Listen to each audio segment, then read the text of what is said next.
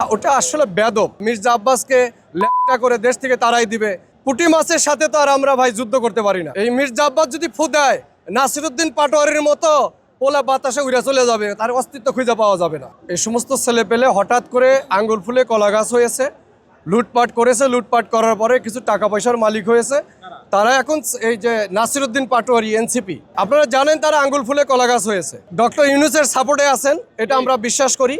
যার কারণে পুঁটি মাছের সাথে তো আর আমরা ভাই যুদ্ধ করতে পারি না।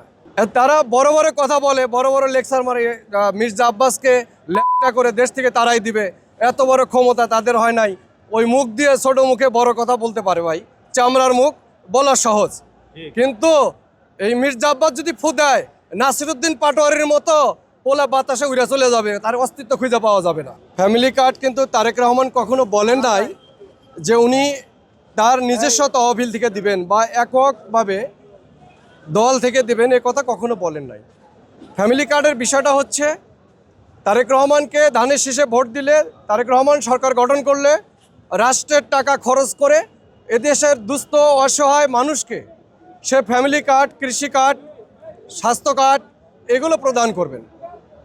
এই ফ্যামিলি কার্ডকে ইস্যু করে একটি দল প্রোপাগান্ড ছড়াচ্ছেন যে ফ্যামিলি কার্ড কই থেকে দিবে, তার নিজস্ব অর্থ আছে। তার কি নিজস্ব অর্থ আছে? আসলে তো তার নিজস্ব অর্থ নাই। বিএনপির ভিতরে যারা শিল্পপতি, যারা বিজনেসম্যান, তারাই বিএনপির ডোনার। তারেক রহমানের নিজস্ব অর্থ বলতে কিছুই নেই।